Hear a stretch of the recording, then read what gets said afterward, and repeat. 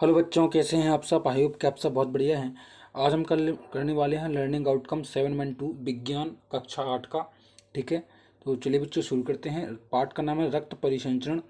रक्त परिसंचरण मतलब रक्त मतलब खून हमारे शरीर में किस किस प्रकार से प्रवाहित होता है। ठीक है बच्चों, कौन ले जाता है, कौन लेकर आता है वापस।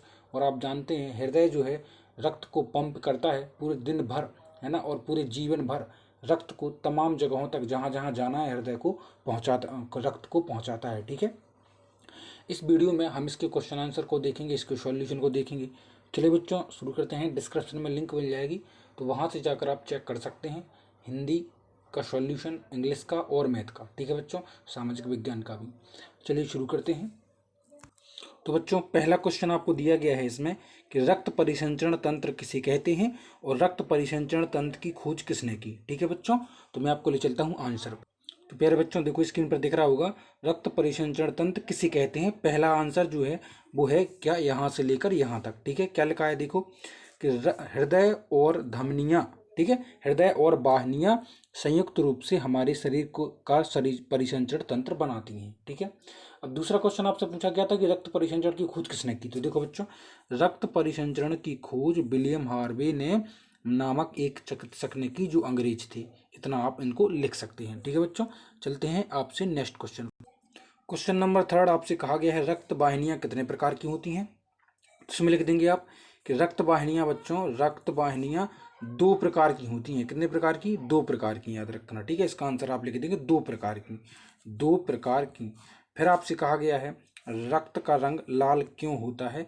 तो रक्त का रंग लाल हीमोग्लोबिन के कारण होता है। मैं आपको आंसर पहले चलता हूँ, वहाँ पर मैं आपको बताऊँगा। जिस प्रकार से आपका तीसरा क्वेश्चन था, शरीर में 2 प्रकार की रक्त वाहिनियाँ पाई जाती हैं। ये तो हो गया तीसरे का आंसर।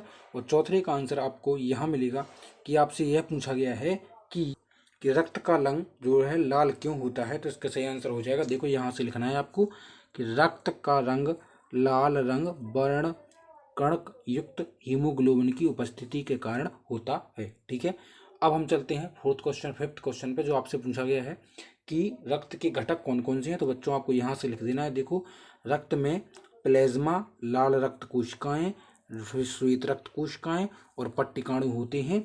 यही जो है इनके घटक भी कहलाते हैं, किसके? रक्त के। ठीक है, नेक्स्ट पेज पर आपको स्व आकलन दिया गया है। पहले क्वेश्चन में पूछा गया है कि खालिस्तान भरें, तो डैश हृदय से ऑक्सीजन समृद्ध रक्त को शरीर तक भागों में ले जाता है, कौन? धमनी। ठीक है, अगला है रक्त का रंग लाल हीमोग्लोबिन के कारण होता है, जो आपने पहले क्वेश्चन में ही लिखा है। रक्त परिसंचरण की खोज विलियम हार्वे ने की है, आपने क्वेश्चन आंसर में लिखा। इसमें लिखा है संयुक्त रूप से हमारे शरीर का परिसंचरण बनाती हैं, कौन? तो बच्चों हृदय और वाहिनियाँ। इसमें क्या लिखना है आपको? हृदय और वाहिनियाँ। ठीक है, इसमें अगला है हृदय पदार्थों के परिवहन के लिए की तरह कार्य करता है। तो यहाँ आपको दिख रहा होगा किसकी तरह कार्य करता है? पंप के रूप में कार्य करता है। ठीक है, आपको दिख रहा होगा पंप, तो आप लिखेंगे पंप के रूप में कार्य करता है। अगला है कि रक्त का एक तरल पदार्थ है जो कहलाता है क्या? तो रक्त वाहिनियाँ। क्या कहलाती हैं? रक्त एक तरल पदार्थ है जो रक्त वाहिनियों में प्रवाहित होता है, नसों में। ठीक है, रक्त वाहिनियों में, किसमें? रक्त वाहिनियों में। अगला है धमनी और स्रावों का मुख्य कार्य क्या है। देखिए धमनी और स्रावों का मुख्य कार्य क्या है, यहाँ से लिखना है आपको।